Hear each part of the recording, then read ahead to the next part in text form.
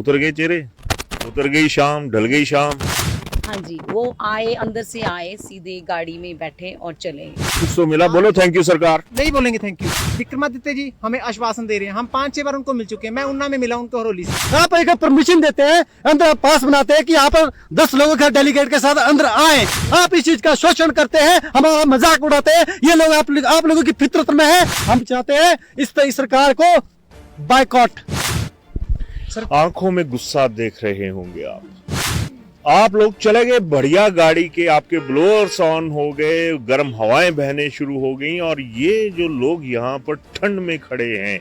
मेरा सरकार से क्वेश्चन है, वो 1500 कहाँ से देंगे? इनका मतलब सरकार एक ऐसी बन चुकी है कि इनको सिर्फ वोट तक से मतलब है, आगे कर। इसलिए बोल रहा हूं। जब भी कांग्रेस सरकार आती है वो कहती है कि हम गरीबों की सरकार है। या राजा वीरभद्र सिंह जी अब हमारे दिलों के राजा थे, सबके दिलों के राजा थे। या गरीबी के सर उनके साथ चली गई, जो आज हमारा साथ इस तरह का शोषण कर रहे हैं। ये मैं कांग्रेस सरकार से, सभी नेता, मंत्री, कैबिनेट मंत्री, सीएम से पूछना चाहता हूँ। बात वही आ गई है कि डिप्रेशन से मरा जा रहा है जो हिमाचल का यूथ है।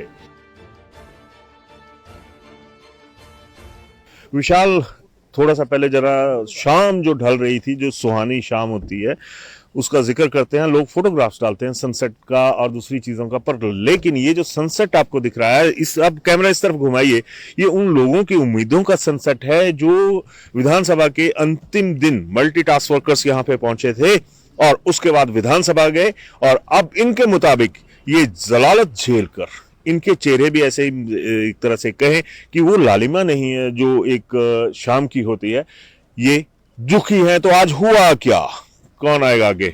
नमस्ते। नमस्कार जी। उतर गए चेहरे, उतर गई शाम, ढल गई शाम।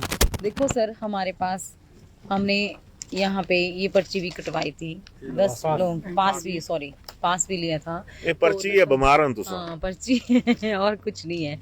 तो हम 10 लोगों की परमिशन थी, हम अंदर गए, वहाँ पे सीएम साहब के पास बड़ी उम्मीद लेके गए थे, लेकिन वो उम्मीद हमें ढलती हुई नजर आई, उसमें कोई हमें उजाला नहीं आया नजर।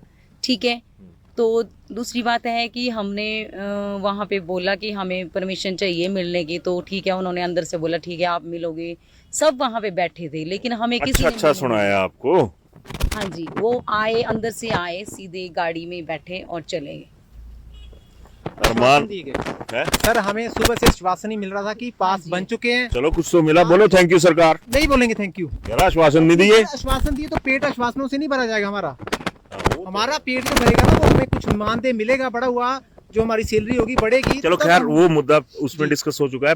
फिर हुआ क्या? हुआ कुछ नहीं सर, हम खड़े थे, सारे मैडम भी खड़े थे, सब हमारे भाई खड़े थे, बस प्रतीक्षा कर रहे थे, कह रहे थे आ रहे हैं, गाड़ियां स्टार्ट होगी। हम वेट करते रहे, सीएम साहब गाड़ी में बैठे हैं और निकल गए। टाटा भी कितनी तो अंजू। फिर हमने जो है हमने शोर मचाया। सर हम सुबह से बैठे हैं यहाँ पे, सुबह से भूखे प्यासे बैठे हैं, 2 दिन चले हुए हम बाइक पे उन्ना से आए हैं यहाँ पे बाइक पे। तो आप हमें दरकिनार करके जा रहे हो, या तो आप सुबह हमें पास ही ना देते कि जी पास नहीं मिलेंगे। अगर पास आपने काटे हैं तो आपको पता है कि बाहर पब्लिक हमारा इंतजार कर रही है, तो हम क्यों बैठे थे यहाँ पे? हमारी तो कुछ सुनी नहीं आपने। सीएम साहब आए हैं, उन्होंने भी हमें आश्वासन दिया है कि आपके लिए कुछ करेंगे। विक्रमादित्य जी हमें आश्वासन दे रहे हैं, हम 5-6 बार उनको मिल चुके हैं। मैं उन्ना में मिला उनको हरोली में, तो उन्होंने ये आश्वासन दिया कि आपके लिए कर रहे हैं। वो करेंगे कब? हमारे विधायक बोलते हैं हमें पता ही नहीं है कि कौन सी पॉलिसी है। जो हमारे अग्निहोत्री जी आए थे, हाँ डिप्टी सीएम जी, तो बोलते हैं कि हमें इसके बारे में कोई नॉलेज नहीं है, हम ये पढ़ते हैं, देखते हैं, आगे देते हैं, आपकी पॉलिसी कब तक बनेगी। अरे जब उनको यही नॉलेज नहीं है कि हमारी 45 रुपए सैलरी है, हम घर कैसे चलाएंगे, उनको अपनी सैलरी का पता है, वो अपनी सैलरी हमें देके देखें, हमारी सैलरी सुबह डिस्कस हुई थी ये बात। जी सर, इस पर एक बात और नोट करना चाहता हूँ। अभी जो हमारे पीडब्ल्यू मिनिस्टर साहब से मिले, उन्होंने कहा कि हमें एकदम आपको 13 साढ़े 13 हजार कहाँ से देंगे। देखिए, जब अपनी सैलरी बारी तो आती है तो एकदम से बढ़ा देते हैं। देखिए, जब हमारे काम करने की बारी आती है 13 हजार कहाँ से आते हैं, वो क्वेश्चन मार्क खड़ा कर देते हैं। और सुबह से लेकर हमें अपने सीएम जी आते हैं और बाय करके चले जाते हैं, और अपने हमें एक नारा लगाते हैं कि आप भूखे प्यास मार को क्यों बिठाया, हमें परमिशन क्यों दी? अगर आप लोग नहीं चाहते थे कि हमें ना बुलाए तो आपने परमिशन क्यों दी? फिर उसके बाद आप एक परमिशन देते हैं, अंदर पास बनाते हैं कि आप 10 लोगों के डेलीगेट के साथ अंदर आए। आप इस चीज का शोषण करते हैं, हमारा मजाक उड़ाते हैं। ये लोग आप लोगों की फितरत में है। हम चाहते हैं इस सरकार को बायकॉट। आंखों में गुस्सा देख रहे होंगे आप लोग चले गए बढ़िया गाड़ी के, आपके ब्लोअर्स ऑन हो गए, गर्म हवाएं बहने शुरू हो गई, और ये जो लोग यहाँ पर ठंड में खड़े हैं, पता नहीं किस तरह से इन्होंने घर पहुंचना है, किस तरह से क्या होना है। और टेम्परेचर इनका तब भी बढ़ा हुआ है जब आप लोगों ने इनको ठंडा करके रख दिया है। आप जी सर, हम लोगों से उधार लेके आए हैं यहाँ पे, इतने दूर से आए हम, फिर भी हम लोगों को आज कुछ नहीं, सिर्फ बाय बाय करके गया सीएम, और हमारे लिए बाकी कुछ नहीं बोला। और विक्रमादित्य जी ने बोला कि बस आप लोगों के लिए 500 रुपए बढ़ा दिए हैं, और बाकी तो आप लोगों के लिए काफी है, और हम आप लोगों को 13,500 रुपए कहाँ से देंगे, वो तो बहुत ज्यादा होगा। जो और ये पॉलिसी ऐसे निकाल रहे हैं और भर्तियां करवा रहे हैं, उसके लिए तो इनके पास बहुत सारे पैसे हैं, हम लोगों के लिए तो कुछ नहीं है इनके पास। आप सिरमौरिया भाई, हमारे विक्रमादित्य जी कहते हैं कि हमें पॉलिसी दे देंगे तो 13,000 कहाँ से देंगे। मेरा सरकार से क्वेश्चन है, वो 1,500 कहाँ से देंगे। आप नई भर्तियां कर रहे हैं कि अपने वन मित्र की भर्तियां कर रहे हैं, उनको 10,500 12,000 कहाँ से देंगे। क्या तो लगाओ मत किसी को। मामा मासू है, सॉरी आप नहीं समझ पाओगे, कोई आपका मामा चाचा एमएलए नहीं है? इनका मतलब सरकार एक ऐसी बन चुकी है कि इनको सिर्फ वोट तक से मतलब है, आगे कर। मैं इसलिए बोल रहा हूँ कि शायद अगर आपका भी कोई मामू मासू होता तो कुछ ना कुछ हो जाता। हाँ भाई मंडियाल भाई। जी जी, हमें बहुत निराशा हुई आज।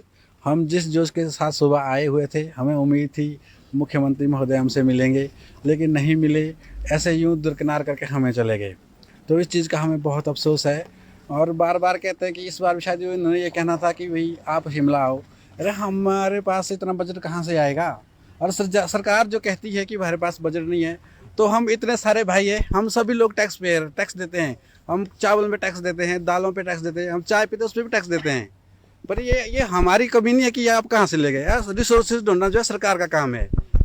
अब सरकार के पास बजट नहीं है, बोल दिया बजट नहीं है, और संसाधन आपके पास हैं, लेकिन जब एक आदमी का ये कहा जाता है कि हम आपके कर्णधार हैं, हम आपके पालनहार हैं, तो अगर हकीकत में आप लोग ही पालनहार और कर्णधार हैं तो ये आपका सौभाग्य है और हम लोगों का दुर्भाग्य है। सर जब भी कांग्रेस सरकार आती है वो कहती है कि हम गरीबों की सरकार है। क्या राजा वीरभद्र सिंह जी अब हमारे दिलों के राजा थे, सबके दिलों के राजा थे। आज वो यहाँ पर धरती पर नहीं और स्वर्गवास में उनका हो चुका है, और स्वर्ग में है। हम उनकी दिल से इज्जत करते हैं, रिस्पेक्ट करते हैं। क्या गरीबी के सर उनके साथ चली गई जो आज हमारे साथ इस तरह का शोषण कर रहे हैं? ये मैं कांग्रेस सरकार से, सभी नेता मंत्री, कैबिनेट मंत्री, सीएम से पूछना चाहता हूँ। लास्ट में कोई बोलने वाला? लास्ट में सर ये है हमारा मुद्दा कि जितने भी हमारे भाई आए हैं, मैक्सिमम सभी भाई उधारी लेके पहुंचे हैं यहाँ पे। तो सरकार को इस विषय पे ध्यान देना चाहिए कि 150 रुपए में हम उन्ना से, सिरमौर से, कुल्लू से यहाँ पे नहीं आ सकते। हमने लोगों से उधार पकड़ के यहाँ पे पहुंचे हुए हैं, हमारे ऊपर कर्जा चढ़ रहा है। तो हमारी रिक्वेस्ट है सरकार से कि हमारे विषय में देखें, कुछ करें, हमारी मानदेय में बढ़ोतरी करें, ताकि हम भी अपने परिवार का पालन पोषण जो है आराम से कर सकें, उधारी ना उठाएं। ठीक है, धन्यवाद। ये आपको एक नेताओं को बीमारी होती है, मैं तो बीमारी ही कहूँगा, कि फलाना जो एक सहायता के लिए कोष, फलाना कोष, ढिमकाना कोष, यार कुछ नहीं कर सकते। कम से कम हिमाचल की जो जनता है वो इनकी मदद करने के लिए तैयार हो जाएगी, हर महीने कुछ ना कुछ योगदान दे देगी। क्यों आप एक सहायता कोष जो है बेरोजगारों के लिए नहीं बनाते? बात वही आ गई है कि डिप्रेशन से मरा जा रहा है जो हिमाचल का यूथ है, और इंप्रेशन छोड़ने के आदी हो चुके हैं आप। आज भी मेरा तमाम नेताओं से बात हुई, मैंने पूछा कि आप गए, सबका जवाब ना था।